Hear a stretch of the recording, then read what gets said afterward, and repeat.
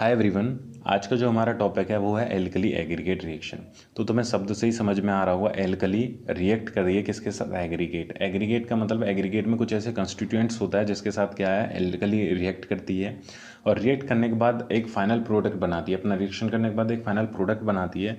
वो प्रोडक्ट क्या है, थोड़ा स्वेल्ड होता है, एक्सपेंसिव होता है नेचर में, जिसके कारण क्या है, कंक्रीटिंग या जहाँ पे वो रिएक्शन हुआ वहाँ पे क्या है, वो फैलने की कोशिश करता है, जिसके कारण क्या है, कंक्रीट पे टेंसाइल स्ट्रेसेस जनरेट होते हैं। और अगर वो टेंसाइल स्ट्रेसेस कंक्रीट की टेंसाइल स्ट्रेंथ से ज़्यादा हो जाते हैं तो कंक्रीट क्या है, मेरे कंक्रीट में क्रैक डेवलप शुरू हो जाते हैं, कंक्रीट डिटेरियोरेट हो जाती है और फाइनली कंक्रीट क्या स्पेलिंग आउट होना शुरू हो जाती है। तो जनरली आप देखोगे जहाँ पे भी क्रैक दिखते हैं, अगर वो एल्कली एग्रीगेट की रिएक्शन की वजह से क्रैक हैं तो वो कुछ इस तरीके से क्रैक दिखते हैं, जैसे इसमें आपको देख पा रहे हो, इस तरह यहाँ पे क्रैक दिख रहे हैं, या इसमें कोई भी कंक्रीट का मटेरियल इसमें आपको क्रैक दिख रहे हैं। तो फाइनली होता क्या है, कुछ होता नहीं है, सिर्फ एल्कली रिएक्ट करती है जैसे सिल्का के साथ, वहाँ पे फाइनल वो एक प्रोडक्ट बनाते हैं जिसका नेचर एक्सपेंसिव होता है, मतलब वो फैलने की कोशिश करता है। और जब वो कंक्रीट में फैल नहीं पाता है तो वो क्या प्रेशर लगाता है, टेंसाइल स्ट्रेसेस कंक्रीट के ऊपर, जिसके कारण क्या है कि उसमें टेंसाइल स्ट्रेंथ अगर कंक्रीट की कम है, जो जितना प्रेशर क्रिएट किया गया है, जो फाइनल जो प्रोडक्ट हुआ है सॉइल होने के बाद, तो अगर उससे कम है तो फाइनली मेरे क्या कंक्रीट में क्रैकिंग आना शुरू हो जाएंगे। तो इस प्रोसेस क्या है, किस तरीके से हम इसको डिस्कस करते हैं, पर एक जो हमारा कोड है जो हम यूज़ करते हैं IS 456-2000, उसका क्लोज नंबर 8.2.5.4 में क्या कहता है उसको पढ़ लेते हैं, फिर हम अपना फर्दर डिस्कस करते हैं। ठीक। तो इस कोड में कहता है ये क्लोज नंबर 8.2.5.4 में, some aggregate containing particular variety of silica, मतलब कुछ एग्रीगेट उस तरह की होती है जिनमें क्या होता है, सिल्का होता है। तो एग्रीगेट क्या है, वो पत्थर से बनती है, स्टोन से बनती है, रॉक से बनती है, फिर वो सेडिमेंटेशन हो, इग्नीशियस रॉक हो या मेटाफॉर्मिक रॉक हो, कोई भी रॉक हो, उनसे जो बनती है वो क्या सिल्का कंटेन करके रखती हैं, जो क्या may be susceptible to attack by alkali. वो क्या किसके द्वारा अटैक की जाती हैं, एल्कली के द्वारा। मतलब एल्कली रिएक्ट करती है किसके साथ, सिल्का से, अगर वो एग्रीगेट में सिल्का प्रेजेंट हो। और जो वो जो एल्कलीज होती हैं वो कहाँ पे होती हैं, वो ओरिजिनेटिंग फ्रॉम द सीमेंट और अदर सोर्सेज। जो एल्कली होती हैं या तो वो सीमेंट में होती हैं, वो तो हमें पता है, वो हम नेसेसरी कम प्रोडक्ट नहीं होता है या एलिमेंट नहीं होता है, पर वो ऑलरेडी उसमें क्या होता है, एग्जिस्ट होता है। तो वो क्या करता है, वो सीमेंट में होता है। अदर सोर्सेज जैसे कि मेरा वाटर हो गया, वाटर में एल्कलीज प्रेजेंट होती है, मिक्स वाटर हो गया। अगर बात करूँ एडमिक्सचर जो हम ऐड करते हैं उसमें भी एल्कली प्रेजेंट होती है। तो वो जो एल्कली प्रेजेंट होती है वो रिएक्ट करती है किसके साथ, सिल्का। सिल्का किस में प्रेजेंट है, एग्रीगेट में। और जब रिएक्ट करने के बाद क्या करती है, प्रोड्यूसिंग एन एक्सपेंसिव रिएक्शन। एक उनके बीच में जो जेल फॉर्म होता है, रिएक्शन होता है, वो क्या एक्सपेंसिव होता है, मतलब जो फाइनल वॉल्यूम निकल के आती है वो थोड़ी ज़्यादा निकल के आती है। Which can cause cracking and disruption और कंक्रीट। मतलब वो जो वॉल्यूम ज़्यादा निकल के आई वो क्या कंक्रीटिंग के ऊपर टेंसाइल स्ट्रेसेस लगाई, वो टेंसाइल स्ट्रेसेस कंक्रीट की टेंसाइल स्ट्रेसेस से ज़्यादा आ गए, या मतलब जो टेंसाइल स्ट्रेसेस लगाए हैं इस फाइनल प्रोडक्ट ने जो एक्सपेंसिव रिएक्शन के बाद, वो अगर कंक्रीट की टेंसाइल स्ट्रेंथ से ज़्यादा आ गया तो मेरे फाइनल क्या है, कंक्रीट कैसी हो जाएगी, कंक्रीट में क्रैकिंग डेवलप हो जाएंगे और डिस्ट्रप्शन या स्पेलिंग आउट ऑफ कंक्रीट हो जाएगा। तो ये तो हमारा कोड की डेफिनेशन है, सिंपल डेफिनेशन है कि सिल्का जो प्रेजेंट होता है एग्रीगेट में वो रिएक्ट करता है एल्कली के साथ, जो एल्कली प्रेजेंट होती है सीमेंट में, वो रिएक्ट करने के बाद एक एक्सपेंसिव रिएक्शन बनाते हैं जिसके कारण टेंसाइल स्ट्रेस जनरेट हो जाते हैं कंक्रीटिंग पर। फाइनल उसके बाद क्या हो जाता है कि डिसइंटीग्रेशन हो जाता है, और डिसइंटीग्रेशन मतलब कंक्रीट में क्रैकिंग जनरेट हो जाती है। तो फाइनल रिएक्शन कुछ इस तरीके से होता है। तो मैं एक बार इसमें डायग्राम में दिखा देता हूँ। यहाँ पे आप लोग देख पा रहे हैं कि यहाँ पे क्या है, मेरा के क्या है, मेरी एल्कली है। एल्कली मेरे फॉर्म में होती है, तो सोडियम ऑक्साइड के फॉर्म में हो या पोटेशियम ऑक्साइड के फॉर्म हो। यहाँ पे एल्कली रिएक्ट करती है हाइड्रोलिक्स आयन के साथ, जो हाइड्रोलिक्स आयन अपने डिफरेंट प्रोसेस के कारण इसमें प्रेजेंट होता है। वो जो फाइनल आपस में रिएक्ट करने के बाद एक प्रोडक्ट बनाती है, अगर मैं बात करूँ N2O प्लस H2O बनाते हैं, और वो जो फाइनल प्रोडक्ट बनाती हैं कुछ इस तरीके, आगे मैं रिएक्शन दिखाऊंगा ऐसे, बस जनरल टर्म में बता रहा हूँ।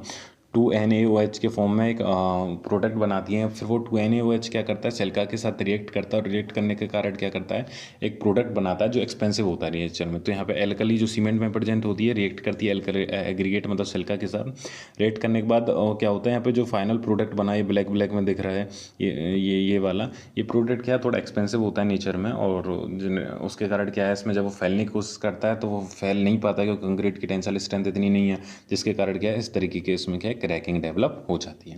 तो ये तो एक डायग्राम व्यू है कि किस तरीके से इसमें सारे काम होते हैं, किस तरीके से उसमें क्रैकिंग जनरेट होती है। तो वो बता दिया है। तो क्रैकिंग कुछ इस तरीके से, अगर तुम फाइनल प्रोडक्ट देखो इधर क्या है, यहाँ पर जब अपने जब हाईवे बनाते हैं, कोई बनाते हैं उसके बगल में रेलिंग की तरह यूज़ करते हैं, तो यहाँ पर कुछ कंक्रीट का प्रोडक्ट बनाया, तो ये देखो पूरे के में पूरे इसमें क्या है, क्रैकिंग आ रही है। ये प्रोडक्ट हो गया है, या आप इधर देख लो, इधर भी ये भी कोई कंक्रीट का प्रोडक्ट है, पूरे पे क्रैकिंग आ रही है। तो जनरली क्या है, एल्कली एग्रीगेट रिएक्शन के कारण होता है। तो ये जो क्रैकिंग होती है। अब बात करते हैं कि वो रिएक्शन कैसे जनरेट होते हैं। तो रिएक्शन किस जनरेट होते हैं, तो ये मैंने बताया कि यहाँ पर सिलिका जो प्रेजेंट होती है मेरी किसमें, एग्रीगेट में, वो रिएक्ट करती है एल्कली के साथ। एल्कली ये मतलब जो फाइनल प्रोडक्ट हुआ है ये किसके साथ हुआ है, जो हम सोडियम ऑक्साइड ने रिएक्ट किया किसके साथ, वाटर के साथ। तो ये फाइनल प्रोडक्ट बनाया 2NaOH, वो किसके साथ रिएक्ट करेगा, सिलिका के साथ रिएक्ट कर देगा पानी की प्रेजेंस में, वाटर की प्रेजेंस में, और जो फाइनल प्रोडक्ट बनाएगा Na2SiO3 N22H2। ये क्या एल्कली सिलिका जेल है। ये क्या है, थोड़ा एक्सपेंसिव होता है नेचर में। एक्सपेंसिव होने का मतलब है जो इन तीनों की वॉल्यूम ही थी, जो इन तीनों की अपनी वॉल्यूम थी, इन तीनों की वॉल्यूम को जो जोड़ता हूँ तो V निकल के आती है, और जो इसकी वॉल्यूम निकल के आएगी वो इस वाली वॉल्यूम से ज़्यादा होगी, या तो 1.1 V हो या 2 V हो, कितनी भी हो। इस वजह से मैं कहता हूँ जो फाइनल प्रोडक्ट होता है वो क्या एक्सपेंसिव है नेचर में, मतलब उसकी वॉल्यूम क्या है, मेरी ज़्यादा है। तो ये है मेरा एल्कली एग्रीगेट रिएक्शन। अगर तुम्हें समझ में आ रहा हो तो कि रिएक्शन कैसे होते हैं। फाइनली अब इसमें जैसे डिस्कस कर लिए, तो एक रिएक्शन मैं बता देता हूँ कि केमिकल रिएक्शन इसमें कैसे प्रोसेस करते हैं, किस तरीके से होते हैं। अगर मैं केमिकल रिएक्शन प्रोसेस के बारे में बात करूं, तो केमिकल अगर थोड़ा डिटेल में पढ़ें इसके बारे में, तो होता क्या है कि जो मेरा एल्कलीज होती है सोडियम ऑक्साइड की या मेरी पोटेशियम ऑक्साइड के फॉर्म में होती है, वो रिएक्ट करती है हाइड्रोक्सिल आयन के साथ। और हाइड्रोक्सिल आयन के साथ रिएक्ट करने के बाद वो फाइनली जो प्रोडक्ट बनाती है वो क्या होता है, एल्कली हाइड्रोक्साइड। सो एल्कली हाइड्रोक्साइड मतलब 2NaOH होते हैं।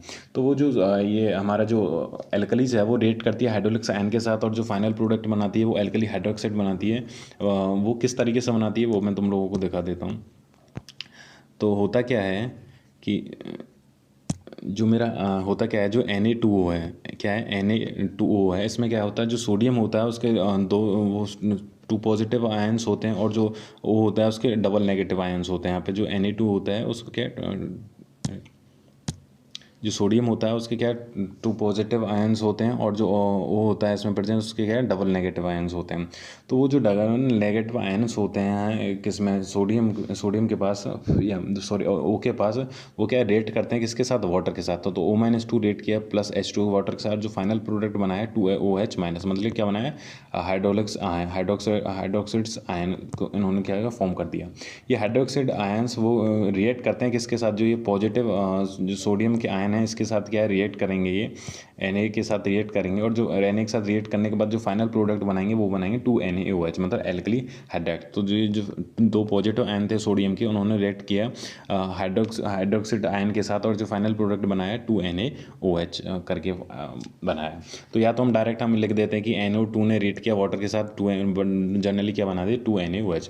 तो रिएक्ट किस तरीके से करता है मैंने तुम्हें डिटेल में बता दिया। यहाँ पे जो Na2O होता है जिसमें O होता है वो डबली नेगेटिव चार्ज होता है, वो रिएक्ट करता है किसके साथ, वाटर के साथ, और वाटर के साथ रिएक्ट करने के बाद क्या बनाता है, वो हाइड्रोक्साइड आयन बनाता है। हाइड्रोक्साइड आयन के रिएक्ट करते हैं किसके साथ, सोडियम के 2 पॉजिटिव आयन के साथ, और रिएक्ट करने के बाद जो फाइनल प्रोडक्ट बनता है वो 2NaOH बन के तैयार हो जाता है। तो ओवरऑल कहने का मतलब है कि जो एल्कलीज होती हैं किसके, सोडियम ऑक्साइड के फॉर्म में जो होती है वो क्या करती है, मेरा रिएक्ट करती है वाटर के साथ, और वाटर के साथ रिएक्ट करने के बाद मेरा क्या बनाती है, फाइनल प्रोडक्ट बनाती है 2 एल्कली हाइड्रोक्साइड 2NaOH। ये एल्कली हाइड्रोक्साइड क्या है, सिलिका के साथ रिएक्ट करता है जो एग्रीगेट में प्रेजेंट होता है। तो इसने क्या किया, सिलिका के साथ क्या किया, रिएक्ट किया इस 2NaOH ने, मतलब एल्कली हाइड्रोक्साइड से ने, और फाइनली जो प्रोडक्ट बना दिया Na2SiO3 प्लस H2, या वाटर के प्रेजेंट में किया तो जो फाइनल प्रोडक्ट बना दिया Na2H2SiO4 NaH2O। तो ये क्या होता है, जो फाइनल मेरा प्रोडक्ट बन के तैयार होता है ये जेल होता है, और ये जो जेल बन के तैयार होता है वो एक्सपेंसिव होता है नेचर में, मैं पहले ही डिस्कस कर चुका हूँ। तो ये जो फाइनल जो जेल बन के तैयार होता है वो क्या है, एक्सपेंसिव होता है नेचर में। तो जो this Na2H2SO4 NH2O hygroscopic gel swells and increase in volume. तो जो फाइनल प्रोडक्ट होता है उसकी वॉल्यूम ज़्यादा होती है, वो वॉल्यूम में इंक्रीज हो जाता है। This increase in volume exert pressure inside the siliceous aggregate concrete. मतलब ये क्या करती है, जो ये फाइनल जो इसकी वॉल्यूम में इंक्रीज हुआ, ये जहाँ पर रिएक्शन हुआ है एग्रीगेट कंक्रीट के वर्ड्स में, वहाँ पर वो क्या प्रेशर क्रिएट करती है।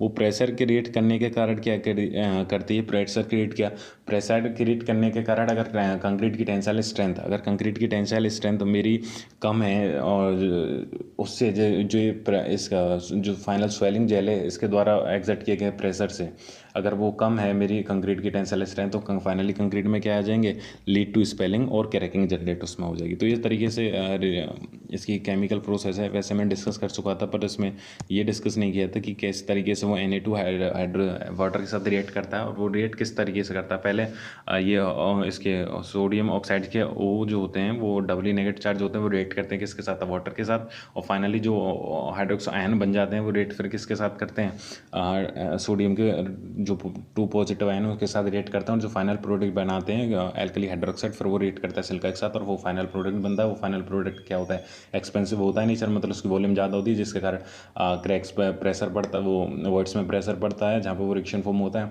जिसके कारण वो वहाँ पे क्रैक जनरेट हो जाते हैं अगर वो कंक्रीट की टेंसाइल स्ट्रेस से ज़्यादा हो। तो हमारा केमिकल रिएक्शन प्रोसेस है जो मैंने बता दी किस तरीके से होती है।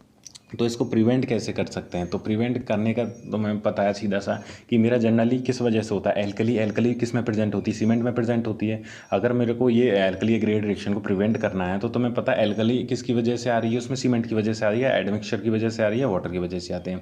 तो पहला काम तो तुम यही कर लो कि उसमें से वो जो सीमेंट है उसमें जो एल्कली की मात्रा है वो कम हो, उस तरीके से सीमेंट हो, कोशिश करो कि एल्कली की मात्रा उसमें कम हो। दूसरा जो एग्रीगेट है, एग्रीगेट में क्या है, मेरा सिलिका होता है, तो वो एग्रीगेट यूज़ करो जिसके अंदर सिलिका ना हो, मतलब नॉन रिएक्टिव हो। तो क्या पहला जो ये पॉइंट में मैंने क्या बताया कि use of non reactive aggregate from the alternate source. तो नॉन रिएक्टिव एग्रीगेट मतलब वो रिएक्टिव एग्रीगेट यूज़ करो जिसके अंदर क्या नहीं है, वो सिलिका वगैरह नहीं है, जो एल्कली के साथ क्या कर सके, रिएक्ट कर सके। दूसरा use of low alkali Portland cement, मतलब वही वो जो सीमेंट यूज़ करना है तो मैं वो वाला यूज़ करो जिसमें एल्कलिटी क्या हो, कम से कम हो, जितनी कम होगी उतना अच्छा है क्योंकि रिएक्शन कम नहीं हुआ। तो वो कितनी कम होनी चाहिए, alkali content not more than 0.6%, तो किस 0.6% से ज़्यादा नहीं होना चाहिए। तो ये कोड के तीनों चारों प्रिवेंशन के मेथड हैं IS 456 के, उसी को मैं डिस्कस कर रहा हूँ। तीसरी चीज़ है हम किस तरीके से उसे कम कर सकते हैं। तीसरा कर रहे हैं measure to reduce the degree of saturation of the concrete during service such as use of impermeable, मतलब कोशिश करो इम्परमेबल मतलब कंक्रीट मेरी परमेबल ना हो और उसमें जो वाटर का मात्रा हो वो इतना ज़्यादा ना हो कि वो और स्पीडली रिएक्ट करते जाए और उसे सॉइलिंग करता जाए, जो फाइनली मेरा जेल प्रोडक्ट बन के तैयार होता है वो स्वेल होता चले जाए। तो कोशिश करो वो सैचुरेटेड ना हो, सैचुरेट मतलब पानी की मात्रा उसमें क्या ना हो, ज़्यादा ना हो।